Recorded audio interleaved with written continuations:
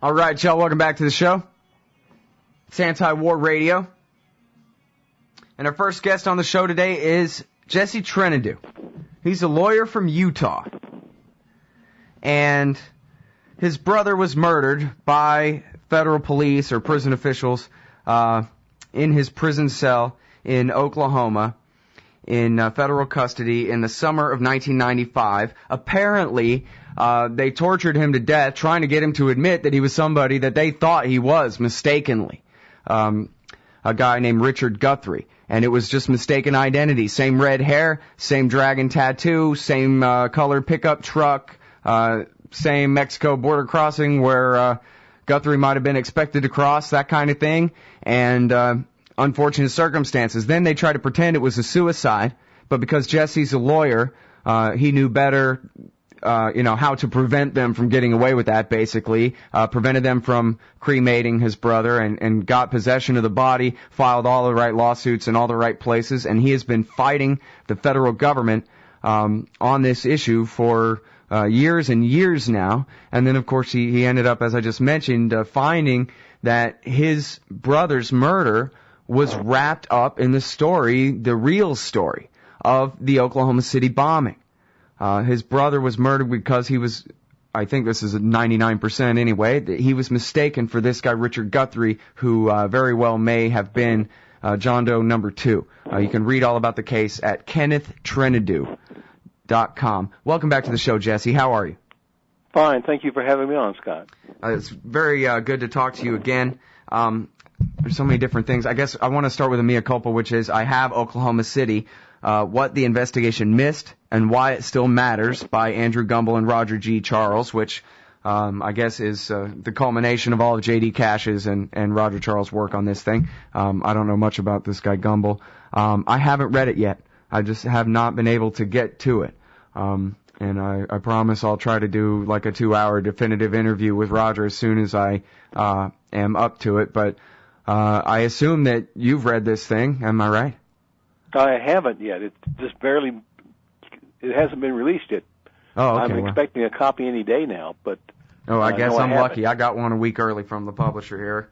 I'd assume that you'd already seen it. Anyway, we know the story. Basically, a lot of this story, I'm sure, comes from documents that you got the judge to wring out of the FBI, and I know it wasn't easy, and I know you're still fighting them. Can we talk actually about, what's the status of your latest court travails? I know that they released some camera footage to you, but it was all conveniently missing the bombing and who else might have been in the truck with Timothy McVeigh, etc., like that. And that I think the last time you emailed me on this subject, the judge was mad at them for continuing to jerk his chain about this. Am I right? Oh, you're right. What happened, Scott, is I sued the FBI to obtain the film from the surveillance cameras of the buildings leading up to on the road leading up to the Murrah Building where the bombing took place, and also the cameras that were on the Murrah Building that morning. The FBI produced videotapes from the cameras on the surrounding buildings, but between 8:54 a.m. and 9:02 a.m. when the bomb went off, those cameras go blank at various times. So it's as though when each time that truck passed a building on its way to the Murrah Building, that camera goes blank for a few seconds. And the FBI's explanation was the film was being recycled on all 26 cameras. But the big fight now is over the surveillance cameras on the Murrah Building. And the FBI says that it cannot find those tapes. Now, bear in mind, this was the largest mass murder in the history of the United States up until that point in time. The surveillance tapes, and I was leaked documents that show that they actually recorded the bomb being delivered to the Murrah Building that morning, and shows the quote from the FBI report, suspects. And it says that the bomb detonated 3 minutes and 6 seconds after the suspects exited the vehicle. Now, you would have thought, if you had a videotape showing you who committed this crime, that would have been exhibit number 1 in Tim McVeigh's murder trial. But no one's ever seen that tape but the FBI. And they've told the judge that, Judge Wattops here, in the federal judge in Salt Lake City, that they looked real hard, and they just can't find that tape. Well, now, going back years, you and I discussed this, and all I ever had was the audio, not the video. But it's from the TV news, Channel 4 NBC News in Oklahoma City, where they had multiple sources, and I believe that one of their sources was a Los Angeles Times reporter who talked about and described in detail. They even did their computer animation about what was described in detail as visible in some of this footage. I don't know which tape it is that they haven't given you yet that supposedly shows McVeigh get out of the truck and shows John Doe 2 get out of the truck, and that he is actually the one who goes to the back of the truck, opens it, apparently ignites the fuse or sets the timer or does whatever he does before they take off and the bomb goes off. So they're lying because somebody from, sources that talk to Channel 4 News in Oklahoma City has seen that footage. They were not making this up. And I think Jana Davis is wrong in a lot of her conclusions about Iraqis, this and that, but this part didn't seem to be far-fetched at all. We saw the footage. This is what was in it, they said. And and I'm shocked, Scott, that you think the FBI would lie. I'm shocked that you, of all people, would be shocked at this point, Jesse. But some of us, we try to hang on to our innocence as long as we can, you know. My experience with the FBI is that they will lie even when the truth would serve the Bureau better. Well, now, have you been able to share any of that information with the judge and say, look, Judge, here are credible reports of people seeing what they say is missing? That will come the next round. And actually, I've just recently discovered that how the news media came to see those tapes is two FBI agents were attempting to sell a copy for $800,000 to the national media. And they showed the press a preview copy of it. No way. Before the purchase. No, that's true. That's what really happened. And of course they were caught before the transaction could be completed, but my understanding that the reporters from the Los Angeles Times did, in fact, see that tape and wrote about it. But then it disappeared. And since then... I never was able to find the article, the LA Times article. I only had the Channel 4 News report about it. But, in fact, I have it here, but it's 7 minutes long. Maybe I'll play it after your interview in the next segment after that. But the judge has given... The FBI pleaded with the judge to give them more time to respond, and he gave them until June 15th to come up with some explanation as to why they can't find that tape. All right, now, you sent me this link, and he's going to be a guest later in the show. J.M. Berger from IntelWire.com has written this piece for ForeignPolicy.com. Patriot Games, how the FBI spent a decade hunting white supremacists and missed Timothy McVeigh. And this is about the Patcon operation, which, if I understand my own, the history of what's going on here, right, you were the one really broke the story about Patcon. You had, you told me before, an informant that you've yet to name who told you, hey, what you're looking for is called Patcon. And that's how this broke in the first place, correct? No, that's not quite true. John Berger and I have known each other for years, and we were just trying to, the other day, figure out how long, but John Berger was the guy who stumbled onto Patcon. Oh, and what happened was, in the first place, and Berger's work is incredible, and he has another story that's going to be released, I guess, by the 25th of April. But well, he's reluctant to say that he's very certain that this has anything to do with the Oklahoma bombing, really, in the foreign policy piece. But then I went and looked through his website and clicked on the tag OK Bomb, and boy, oh boy, he's got all kinds of stuff about Strassmeyer and Mahon and the Elohim City group, and he doesn't seem to have too much doubt. Hell, he's breaking stories, got the documents. I'm sorry, the break's coming up. We'll be right back, everybody, with Jeese Trentadue right after this. All right, y'all, welcome back. It's Anti-War Radio. I'm Scott Horton. I'm talking with Jeese Trentadue, a lawyer perpetually suing the FBI for documents. Getting to the heart of the matter, who killed his brother and why. And speaking of which, tell us, Jesse, please, if you could, what makes you so sure that the reason your brother Kenneth was murdered was because they thought he was Richard Guthrie, and either they were trying to get him to admit it, or they were just trying to kill John Doe too, or was Guthrie John Doe too? Please explain. Well, it goes back 17 years I've been in this fight. That about 6 months after his death, my brother's death, I received a phone call. And this was back before caller ID, and I didn't know who called. They wouldn't leave their name, and they just simply said they wanted me to know that my brother had been murdered by the FBI, that it was an interrogation that went wrong, that he was suspected of being a member of this group that was robbing banks to get money to fund the tax on the federal government. I didn't pay much attention to it. I just thought it was some crank call. And then in, I think it was June or July of 1996, I remember reading a story in the Los Angeles Times about Richard Lee Guthrie. It didn't have a photograph of Guthrie. It just simply was a story about him and how he had been found hanging in his cell while in federal custody. And he supposedly committed suicide the day before he was going to give an interview to the Los Angeles Times, which Guthrie said would blow the lid off the Oklahoma City bombing.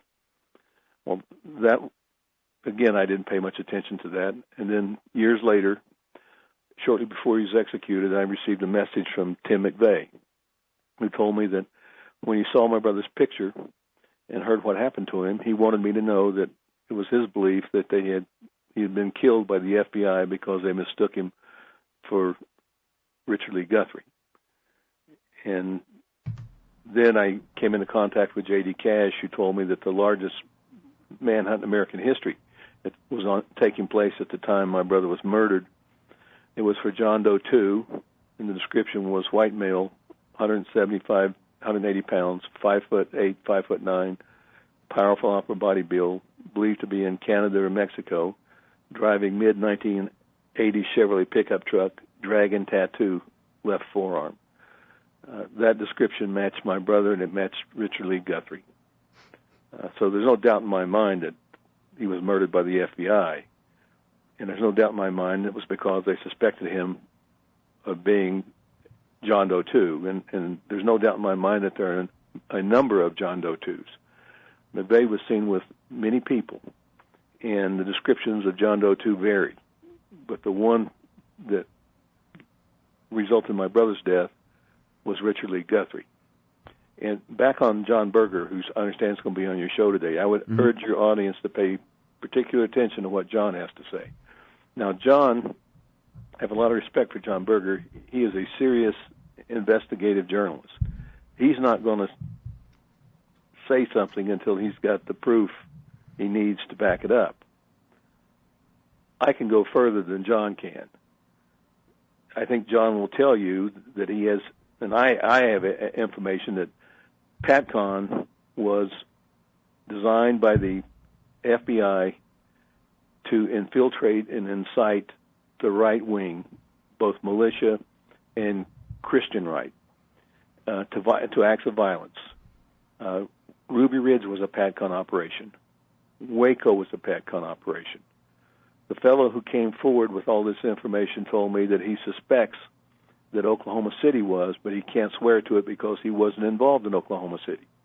Well, now, but all the people he worked with were at Oklahoma City. And this was a Patcon undercover operative. Had been an undercover operative for the FBI for almost 10 years. But are you saying it was a provocateur operation all along then? It appears to have been. So, in other words, Ruby Ridge wasn't just this catastrophe. It was actually made to provoke the radical right and make them worse? That's what this former undercover operative said. Mm-hmm. He said in hindsight, unlike most undercover people, they're usually caught committing some kind of a crime, and the FBI forces them to be an informant or an operative to avoid prosecution. This is a person who was not charged with any crimes, who felt that these extreme groups were dangerous, and he thought his job was to monitor them. But when he came forward to see me, he said, after all these years looking back on it, he sees that the real objective was to incite them. and he wants very much to have that story told. Well, an incitement, his name is Andre Strassmeyer, right? That's the key to this whole thing, is here was a guy who, my best understanding this whole time anyway, I thought was, he wasn't a Nazi. He was just pretending to be a Nazi because he worked for the U.S. government. And that brings me around to Roger Charles's book. It's my understanding that Roger's been able to link Strassmeyer to the FBI in the book. I haven't read the book, but that would be huge if Strassmeyer was in fact an undercover the links have operative. always been, sort of circumstantial and obvious, but tenuous at the same time has been our problem all along, right?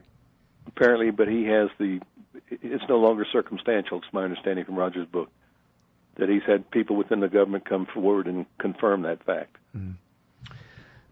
Now, I'm not sure if this is the very best use of our time, but I kind of want to ask you about what you think of the media here, where Ambrose Evans Pritchard wrote about Dennis Mahon and Andre Strassmeyer. He mentioned the heroic J.D. Cash, now deceased, from the McCurtain County Gazette there in Oklahoma, who really did all the yeoman's work on all of this stuff. And even the New American, the John Birch Society's magazine, they have a guy named Bill Jasper who's done a lot of good reporting on this over the years. And they've basically been right all along. It's looking like more and more truth comes out. More and more it looks like Dennis Mahon and Andre Strassmeyer and all the guys at Elohim City, just like Carol Howe, the ATF informant, said. And this narrative that's 15 years old, that we've really known about this, within a couple of years. I think the Carol Howe story started coming out in 1996, right? It was, and there's an explanation for that, Scott. One of the things I came across in my FOIA suits is the FBI has a program, and I may have sent you this, and if I haven't, I'll send it to you, of recruiting top-level informants within the mainstream media to kill stories. And this is something I think Roger will probably talk to you about if he ever comes on your show.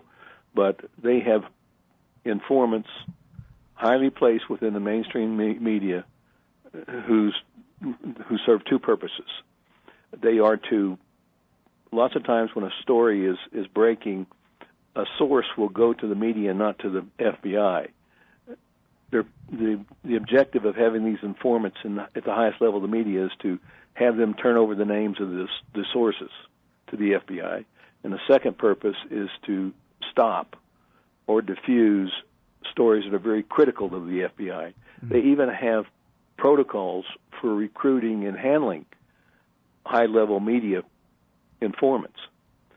My next FOIA suit is I've asked them for the protocols they have for recruiting and placing informants within the media, informants within the offices of senators and congressmen, informants within other federal agencies, and I suspect, and I haven't seen this one yet, informants within the judiciary. Well, and this is one of the reasons I've always thought that the Oklahoma City story was so important, because think of all the other things that got to be true. If they covered up who all was involved in this because of the ties to Patcon, whether they really wanted the bombing to happen or whether, it was just embarrassing links or whatever, like they like to say, I'm inclined to believe the worst. But anyway, and I haven't read the book yet, we'll see. But they never held a single hearing in Congress. They never had a single problem. Well, they had a slight problem with Dan Rather for a day. Other than that, they never had a single problem with, and young people, you might not understand this, but it used to be that Rather, Jennings, and Brokaw, the three nightly newscasters, what they say goes. And if they're not contradicting each other on something, then it's true. And if they're not covering it, it's not important. And when the FBI said, hey, there's no John Doe 2, there's nothing to see here, everybody knows this one guy did it. His only co-conspirator was 2 states away at the time. All of the dozens of witnesses who saw him with other people are all stupid or lying or confused, and just forget it. They got away with that. Congress never held a single hearing on the biggest crime ever, at least, since Second Wounded Knee or something. I mean, this is the fact that our government and our media are this badly in cahoots that, the closest you could get to accountability in Congress is Dana Rohrabacher going after this lie that Saddam Hussein did it, but just trying to uncover anything about the thing. It's insane, actually. Could you do me a favor and stay one more segment? I would love to. Good, because I'm sorry I'm talking too much on your interview. I want to ask you some more very important things. It's Jeese Trentadue. He, through the worst circumstances, found himself involved in finding out the truth about the Oklahoma City bombing. And we'll be back with more after this long break. All right, y'all, welcome back to the show. It's Anti-War Radio. I'm Scott Horton, and I'm talking with Jeese Trentadue. I appreciate you staying over the break with us here. Now, I mentioned real quick there that they had a problem with Dan Rather for a day, and that was when he broke the story that the FBI had withheld a bunch of documents from the defense on the eve of Timothy McVeigh's execution and got his execution delayed for about a month. And one of the FBI agents that Dan Rather talked to in the special that he did, this is in the spring or very early summer of 2001, was an FBI agent named Rick Ojeda, who I interviewed on my radio show back in 2003. Never could ever get a hold of him after that. But he told me that he investigated Elohim City in this entire angle, and that's how he knew that the prosecution wasn't turning everything they had over to the defense, is because the work that he had done on the Oklahoma bombing case had not been turned over to the defense. And then he had other FBI agents saying, yeah, me either. That kind of thing. So that was the one problem they had with Dan Rather, but that was way after the fact. And otherwise, if the media consensus, I guess the government consensus is that you don't need to worry about whether there was more to this story or not until 2012. Michael Isikoff will let you know. And then he'll pretend like he's the first person ever to report that, hey, maybe there's something to this former Grand Dragon of the Klan being in on this thing. Well, again, I think it goes to the control, and I sent you some documents that I obtained from the FBI, that the control the FBI has over the media by way of informants, highly placed informants within the mainstream media. Yep. And that's the kind of thing, I guess, that people expect to be true, but they don't see the proof very often, and I'm sad to say I don't see it. It hasn't not arrived in my email box. Sure you sent it to the right Scott Horton? People make that mistake sometimes. Hold on a second. Let me pull up I'm fairly sure I did. But more important is Dan Burton, the House Government Oversight Reform Committee, whatever. He was, after Clinton on every little thing that didn't matter, but on none of the big stuff. Newt Gingrich, current presidential candidate, former Speaker of the House of Representatives, wouldn't it be his responsibility to have on the agenda some hearings on the Oklahoma bombing and how this happened in the United States without the ATF and the FBI knowing something was going on? And that no one in the media really held them responsible at all. In fact, Gerald Posner, who is a ridiculous plagiarist and is not welcome in even the worst of mainstream journalistic circles anymore, he wrote a thing. In fact, he sent me the link to this thing. He says that when he worked for the New Yorker back in the mid-'90s, he was assigned to look into the possibility of extra people in the Oklahoma bombing plot by Tina Brown, who was the editor of the New Yorker then, who's now the editor of Newsweek and the Daily Beast, and he wrote a 9,000-word story, which included all of these Nazis and bank robbers in Elohim City and Dennis Mahon and the rest of it, and apparently, and in fact, some excerpts have run at the Daily Beast in the last couple of years. But anyway, there was an entire 9,000-word piece that she spiked. Tina Brown refused to allow that article to run in the New Yorker, and it was back in 95, maybe 96, it was ready or something like that, but contemporary with the whole thing. She spiked it. And you know what? It's so unforgivable because at the time of the trials, for example, it was so obvious for anyone keeping up with the trials just how hard the prosecution and the judge were conspiring, just how obvious it was that they were conspiring together to exclude any evidence that could lead any direction other than Timothy McVeigh. And they went so far as entrapping, basically they Carol Howe, the ATF informant, had been told, hey, keep Nazi literature around your house and things like that so that you fit the part of the Nazi informant that you're playing. And then they came and arrested her and charged her with terrorism and used as proof that she had Nazi literature in her house and a length of pipe in her garage, which of course was a could be a pipe bomb one day or whatever, and they indicted her and they were prosecuting her, the ATF informant, on terrorism charges just to keep her from being able to testify at the McVeigh trial. It's not like no one in Congress or no one at 2020 or 60 Minutes could see what was going on here. And Judge Mach, ruling in favor of the prosecutors on every objection. There's just no excuse for people pretending like, there was reason to believe all along that the government had it right when they told us that it was just McVeigh and Nichols. It's unforgivable, really, in a so-called free society. It's ridiculous. Well, I would just urge your audience to pay particular attention to what John Berger has to say. He will eventually, it's my belief, link Oklahoma City to Patcon.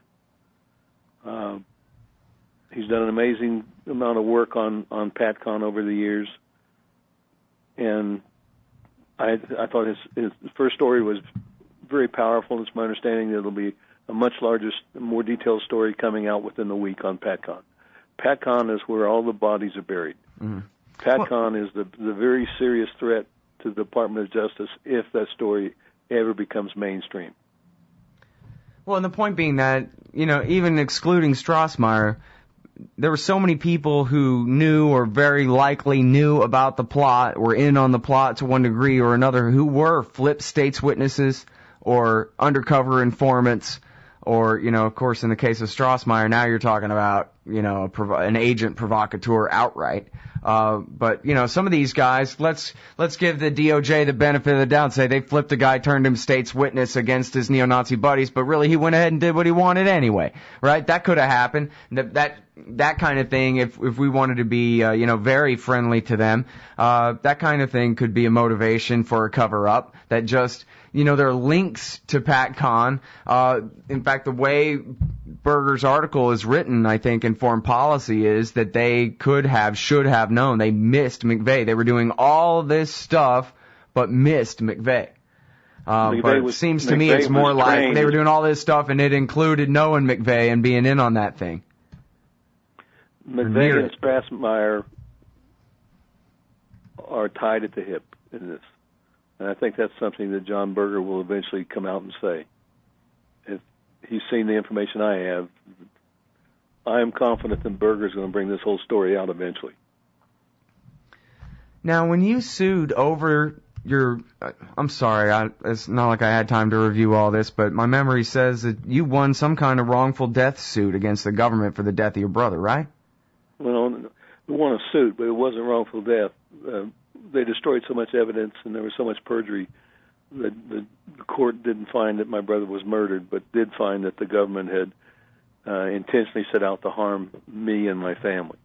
I see. So the judgment was for the intentional infliction of harm upon me and my family. But you never had an opportunity to try to get the judge to force people working at that prison in 1995 to come and testify about what they know about it. Right? Yes. But the point is, this thing was so managed by the Department of Justice. All the crime scene photographs disappear. The negatives of the crime scene photographs disappear. The logbook showing who would have had access to my brother disappeared, or if they didn't disappear, the pages were missing. This was run out. The cover-up for my brother's murder was run out of Maine justice at the highest level. Right, Eric Holder, now the Attorney General of the United States. His job was to keep the lid on it. Yeah, and we've seen those documents. You can find them for sure at Intel Wire, and I have my own stash of Trentadue files, PDF files, that maybe I'll post a link up on my Facebook page where people can read about how Eric Holder is on his way over to Capitol Hill back when he was the Deputy Assistant Attorney General for covering up people, whatever, over there. He's on his way over to Capitol Hill to make sure that they don't hold hearings on the death of Kenneth Trentadue. It was his job. Amazing. Well, no wonder he got the job as Attorney General. He was so effective at that. And now there's a clip, I don't have it on me, but there's a clip of Orrin Hatch talking about your brother's death in a way like he wanted to get to the bottom of it before he was told not to. I think it's even from Fox News, right? Right. He said it was a murder and a cover-up. And then when it comes time for actually doing it, he never heard of you, huh? Nope. All right. Well, thanks so much again for coming on the show and talking with us.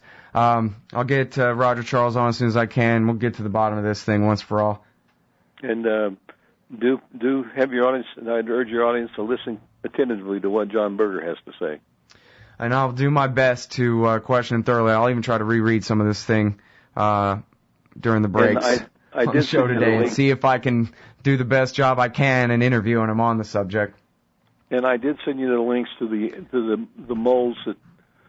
Yeah, I'm sorry. I don't know what's going on. It's probably on my end. I have problems with my Thunderbird from time to time, but I still haven't gotten the document, the link. I would urge you to post them up for your readers to. I sent you two. The second one will have the few stories that have been written about it. Oh, here we go. I just got it now. ABC moles. So yeah, that'll get posted for sure.